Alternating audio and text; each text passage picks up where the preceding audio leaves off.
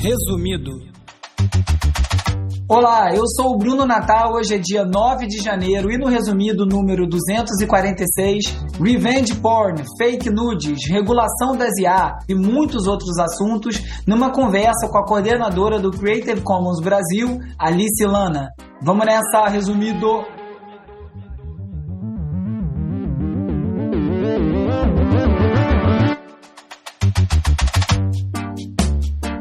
Olá, resumista! Esse é o Resumido, um podcast sobre cultura digital e o impacto da tecnologia em todos os aspectos das nossas vidas. O Resumido tem o apoio do Instituto Vero. Essa semana, no Resumido Entrevista, a conversa é com a coordenadora do Creative Commons Brasil, Alice Lana.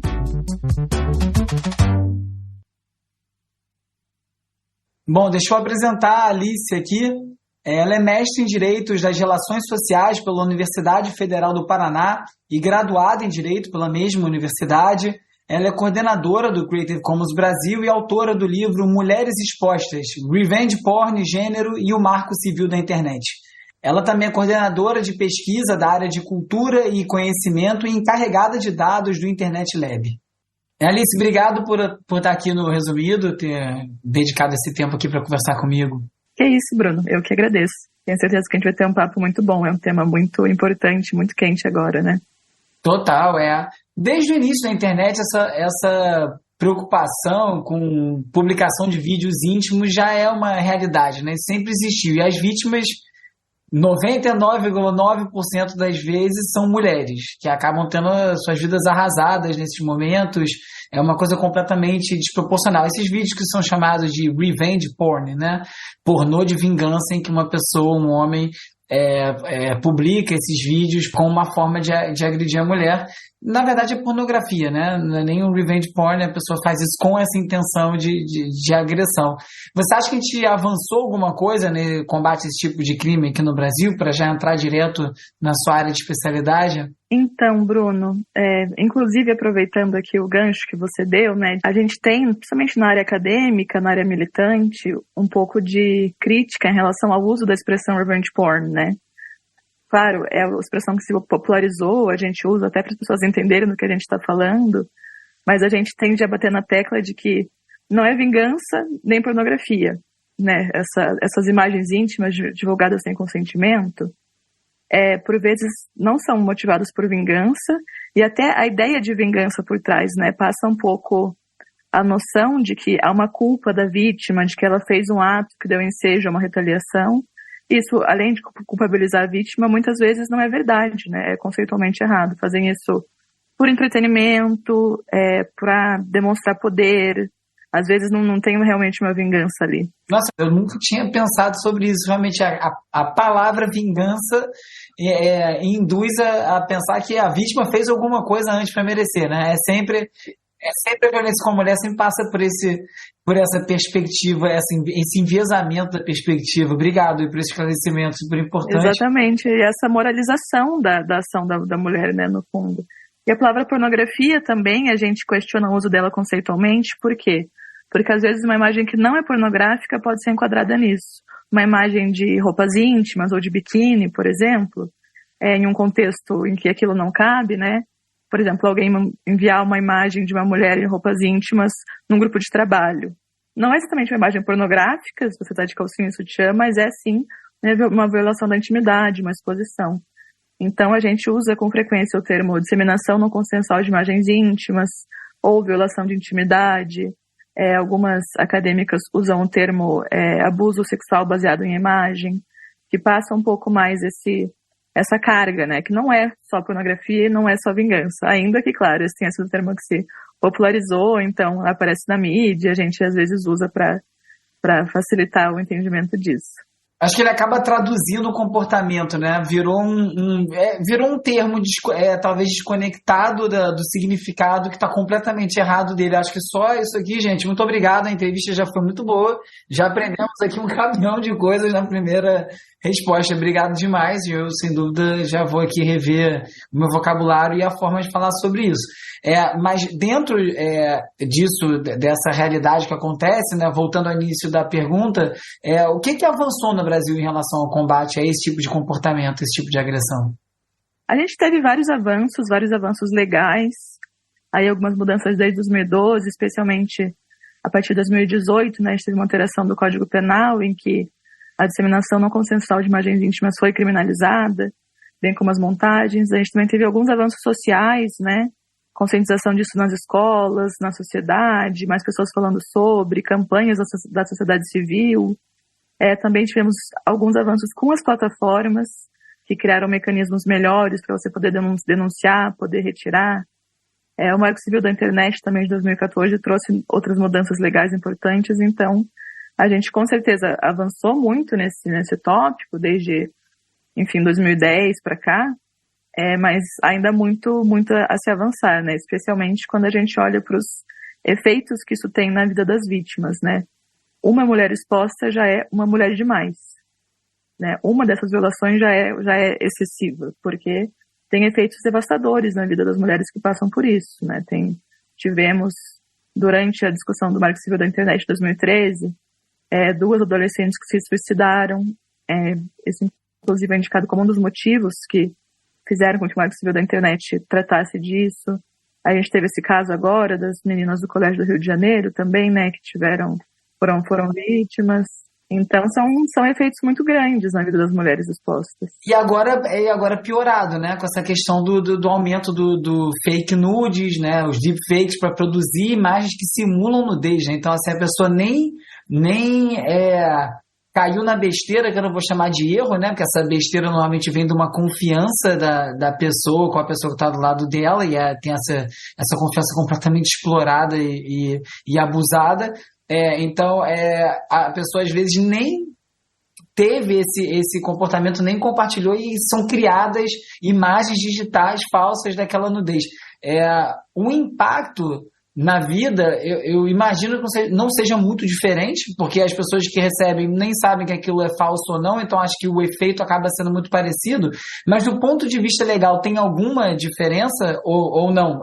Quer dizer, se for um fake nude, na verdade a pessoa não fez nada de errado, vira ficção? Como é que é isso? Então, Bruno, aproveitar também para falar do deep nude, deep fake, né? A gente usa esse termo, que é uma junção do deep learning, que é uma das formas de IA, né, aprendizado profundo, e o fake, também nessa ideia de fake news, essas imagens e vídeos gerados usando técnicas de IA, aprendizado de máquina, que combinam coisas reais com coisas inventadas, né? Então você pega ali, por exemplo, um vídeo pornô e coloca o rosto de uma pessoa.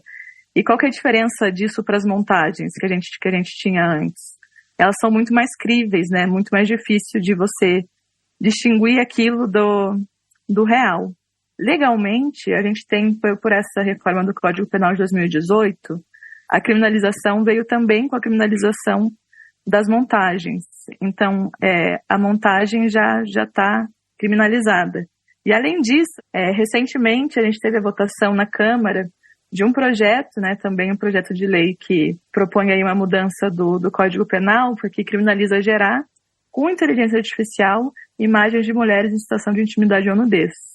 E o texto desse projeto de lei recentemente aprovado na Câmara, né, que ainda vai ter que ser votado no Senado, ele indica a reclusão de 2 a 4 anos para o crime, que pode ser estendido se a vítima for menor de idade. Ótima notícia, hein?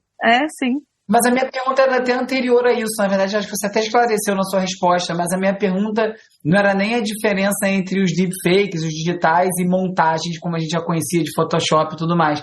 E sim se uma foto real...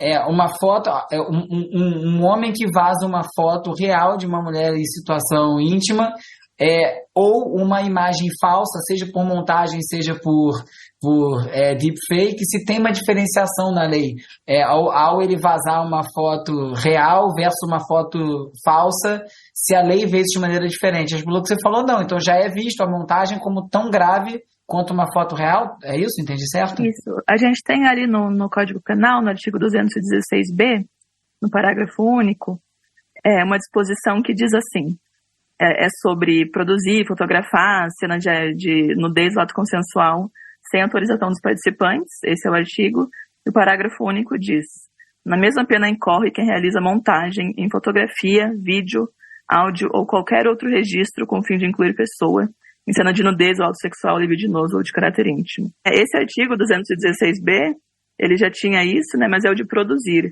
O artigo de disseminar imagens íntimas, aí é uma das especificidades, né, não fala de montagem, por isso também essa lei aprovada agora em dezembro, na Câmara, também tem o seu motivo, né, porque começa a criminalizar não só a produção, que tem uma pena menor, de até um ano, se eu não me engano, mas também a disseminação, que aí tem essa pena que pode chegar até 4 anos. Então a pena da disseminação está maior do que a da produção da peça em si.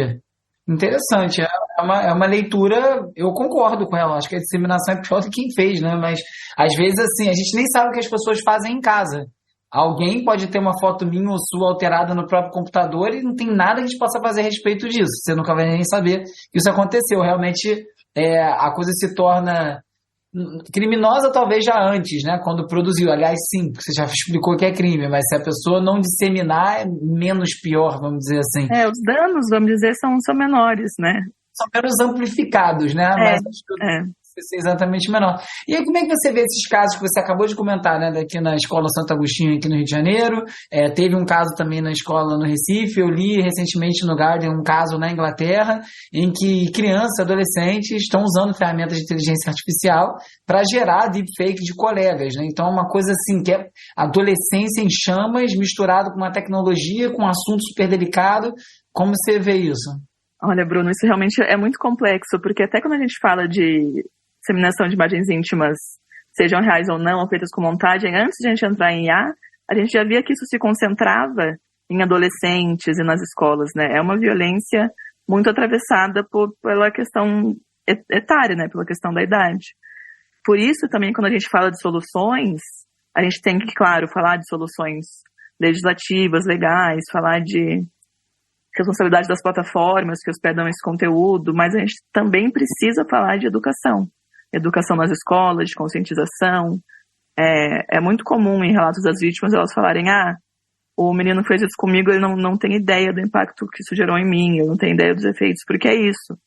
Para quem faz essa violência, pode ser ali, você baixou um aplicativo, usou um software, foi uma brincadeirinha, 2 minutos da sua vida que destrói a vida da pessoa que está sendo ali exposta.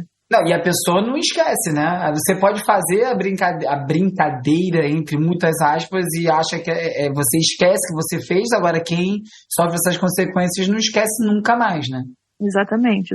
Por isso que o caminho ainda assim, um caminho difícil, né? O caminho da educação, o caminho da desconstrução do machismo nas escolas é muito importante, porque a gente pode falar de mudanças em software, de colocar uma marca d'água, ou mudanças da plataforma, mas é isso, quem tá ali com mal intencionado vai burlar de alguma forma, vai conseguir achar uma forma de burlar. E como é que você viu a reação, como é que você entendeu da reação dessas escolas, desses casos recentes, assim? Eu confesso que eu perdi um pouco o fio da meada, esse assunto deu uma sumida, né? Eu não sei nem como é que terminou essas histórias no fim das contas, mas o que eu acompanhei quando estava no momento crítico e com muita notícia a respeito, é que a reação das escolas não parece ter sido muito firme, né? Teve uma certa complacência, um entendimento e também sem saber como punir, porque são crianças. Como é assim mesmo que tá? O que você enxergou desses casos aí como aprendizado e consequência? Esse tema saiu um pouco da mídia, mas é comum, né? Especialmente temas que envolvem escolas, ainda mais escolas particulares. Isso acaba sendo resolvido mais internamente, mais silenciosamente. Às vezes a gente tem movimentos maiores de punição, mas também aqui, pessoalmente, como pesquisadora, como ativista, o que eu vejo na prática é que não é sempre a punição que resolve, sabe? Não é a punição exemplar desses meninos que vai resolver isso. Ainda que, claro, a gente precise responsabilizar as pessoas que perpetuam esses atos, mas o problema é muito maior que isso, o buraco é muito mais embaixo. É anterior, né? Mas assim, eu acho que a falta de punição, até o assunto sumir, eu sou pai de um menino de 12 anos, assim, eu conversei muito com ele sobre isso, felizmente ele não está nem próximo de uma situação dessa, mas eu acho que é papel, né, dos pais conversarem, e eu vejo que é um assunto que ele é muito presente na vida digital dessas crianças e adolescentes, né? Essa vivência digital, essas interações, esse essas distorções que eles têm de alcance, do que eles conseguem fazer, e isso ainda é muito pouco conversado, né? Então, acho que quando não tem uma Exatamente. consciência clara para isso, eu acho que fica um sinal esquisito. Teve aquela história, mas como é que terminou, sabe? O que aconteceu? E é curioso também, Bruno, você tocou num ponto muito legal agora, de que essa experiência da sexualidade no mundo digital é muito comum para os adolescentes de hoje, né? Então, você mandar nude, você, enfim, fazer sexting, essas coisas, é algo que faz parte da experiência da sexualidade dos jovens, usar aplicativo, essas coisas. Então, antes havia muita essa visão que também é meio moralizadora, culpabilizadora, de é só você não mandar nudes, é só você não fazer isso, mas é algo que faz parte do experienciar a vida sexual da juventude. Não tem como a gente impedir que isso aconteça, e agora eu acho que os deepfake, os deep nudes, expõe isso a mais um grau, né? Porque mesmo que você não produza um conteúdo íntimo seu, alguém pode produzir. Então, cai por terra essa justificativa de é só não produzir. Não, eu tento explicar para o meu filho, para ele tomar cuidado, porque tem muito desafio, né? Adolescente começa a fazer esses desafios, eu falo, uma vez que o conteúdo deixa o seu telefone, ele acabou de ganhar o telefone dele, comprar, juntando a mesada há 2 anos, agora com 12 que ele teve o primeiro telefone recentemente, e eu explico para ele, a partir do momento que isso sai do seu aparelho, você não tem mais controle, não tem como trazer de volta. Então, apesar do que você está falando faz sentido, não adianta, né? Vai fazer parte da experiência, você pode ser violentado dessa forma, mesmo sem vacilar, vamos dizer, sem abrir a guarda, sem baixar a guarda para uma coisa dessa acontecer, mas ainda assim esse cuidado que você vai botar na rede, para onde você manda, é o mínimo, né? Assim, tem uma coisa meio de paranoia digital, mas tem uma outra coisa que não tem como você falar que tudo bem, vai acontecer mesmo assim, né? Então é difícil. Sim. Essa situação. É um cuidado, o cuidado da educação também passa por educar as pessoas que mandam nudes, né? Eu já dei algumas vezes. É uma oficina que eu gosto muito de dar. É uma oficina de como enviar nudes seguros. Dá umas dicas aí, né? Posso dar ótimas dicas, né? Uma das melhores dicas é você aceitar a efemeridade das coisas, mandar sempre nudes de visualização única, né? Para a pessoa não poder salvar aquilo no celular. Outra é privilegiar aplicativos com criptografia de ponta a ponta, como Signal. Não mostrar o rosto é uma dica, não? Evitar mostrar o rosto, evitar mostrar tatuagens, coisas que te identificam unicamente, ou um ponto da sua casa muito específico, né? Algo que possa identificar o fundo. Porque é isso.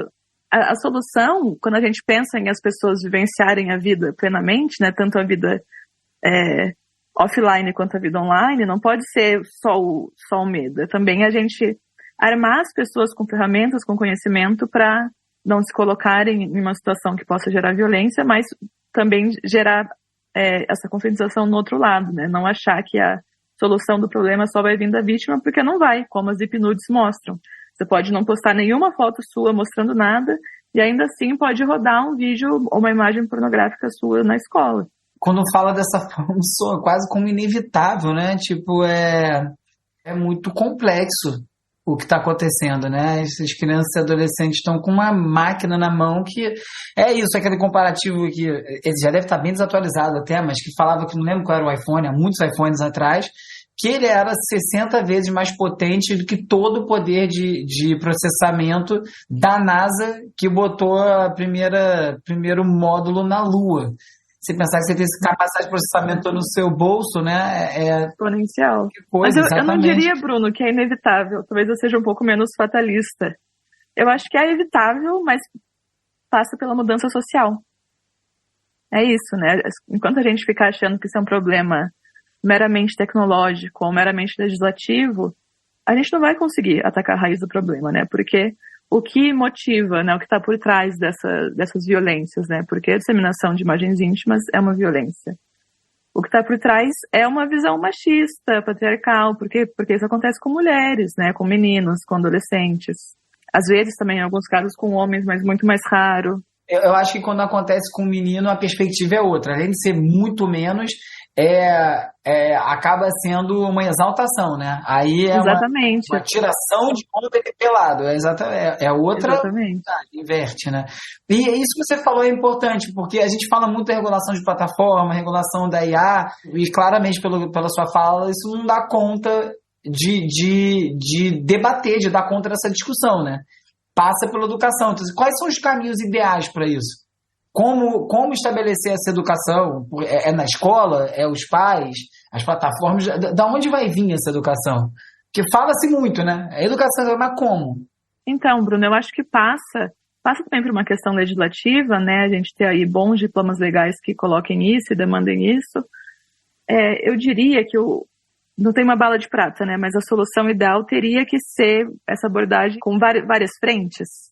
Então, a gente teria que ter, como a gente tem em algumas plataformas, né?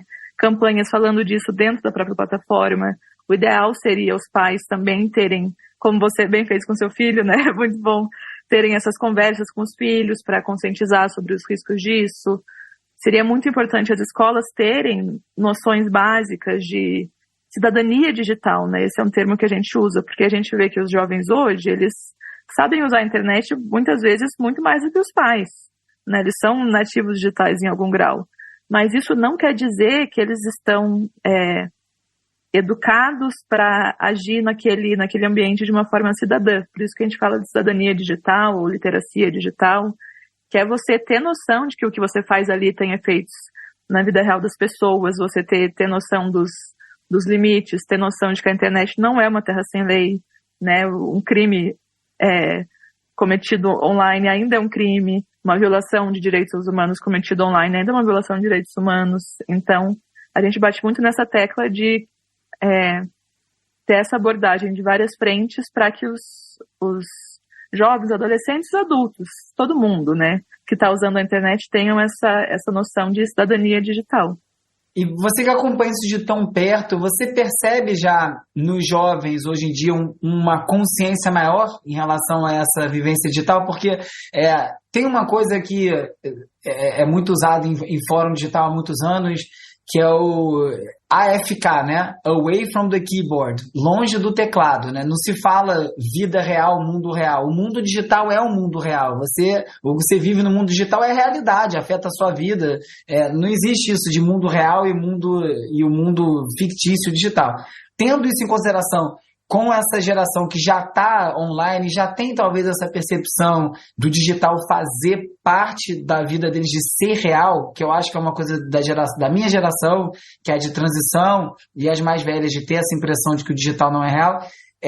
Em cima disso, você percebe que essas crianças têm mais consciência da responsabilidade, das consequências, do peso das ações digitais estarem equivalentes ao que acontece fora, ou não? Ainda é um problema... Eu acho que sim, em um certo grau, Bruno, porque e aí realmente quando a gente começa a analisar a literatura acadêmica e tal, a gente vê que antes havia muito essa divisão, como você colocou, o mundo real, o mundo digital, o mundo online, o mundo offline, mas é isso, essas barreiras estão ruindo.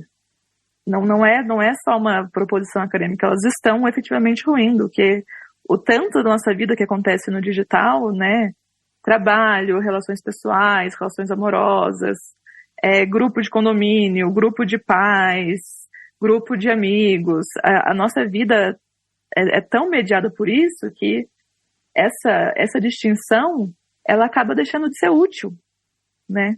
Ela não tem muito porque existir. E eu acho que os jovens têm um pouco mais essa noção do que a gente que foi apresentado ao mundo digital já com um pouco mais de idade, né? Eles nasceram nesse mundo, mas isso não quer dizer que eles estão preparados para lidar com todos os desafios que esse mundo digital nos coloca, né? Então também tem esse... Assim como ninguém está preparado para o mundo que a gente vive quando você nasce, né? Não é porque você está inserido nele desde o início que você vai saber as regras e o comportamento e como operar ali dentro, né? Perfeito, exatamente. Assim como a gente aprende a viver em sociedade, né? Está aprendendo isso há séculos, há milênios, a gente também precisa aprender a viver em sociedade nesse espaço público enorme, né? Enfim, nessa arena digital que a gente tem. E dentro dessas perspectivas de futuro, de tecnologia, dessas novas tendências, o que tem chamado a sua atenção nesse cruzamento entre direito e tecnologia? O que você acha que vai precisar de mais atenção nos próximos anos? Assim? O que está no horizonte de preocupação mesmo, vamos dizer, ou de ponto de atenção? Eu acho que um ponto que está muito quente agora, inclusive no Brasil, Bruno, é inevitavelmente a regulação da IA, né? Que cruza tudo que a gente está discutindo aqui, porque deepfakes e deepnudes são criadas com IA, mas eu acho que tem uma delicadeza muito importante que a gente precisa ter quando a gente fala de regulação de IA, né? Aqui no Brasil a gente tem o PL 2338 de 2023, que é resultado do trabalho muito sério de uma comissão de juristas, que foi convocada pelo Senado, ficaram quase um ano trabalhando nesse PL, que foi apresentado agora esse ano. Então, a gente pensar em uma regulação de IA ampla, pensando em usos éticos, usos responsáveis de IA, é algo muito importante também para quando a gente fala de IA generativa, quando a gente fala de deepfakes, de deepnudes. Acho que esse é um ponto quente, né, que a gente vê vindo aí. Legal, Alice. Obrigado demais pela conversa. Quem quiser acompanhar mais do seu trabalho pode te encontrar onde? Pode me encontrar no LinkedIn, é a rede que eu uso profissionalmente, Alice de Perdigão Lana. Pode me enviar um e-mail também, sou uma grande fã de e-mails, mostrando já a minha desautorização com algumas coisas, alice@lana.net.br. E fico à disposição para conversas, esse é um tema que eu tenho sempre muito, muito interesse, várias coisas para recomendar também, então fico à disposição. Muito bom, Alice. Obrigado demais. Vamos marcar próximos papos aqui no Resumido. Foi ótimo. Adorei, aprendi um bocado. Entrevista boa é essa. Quando a gente aprende o que a gente não sabe. Que bom, Bruno. Fico feliz.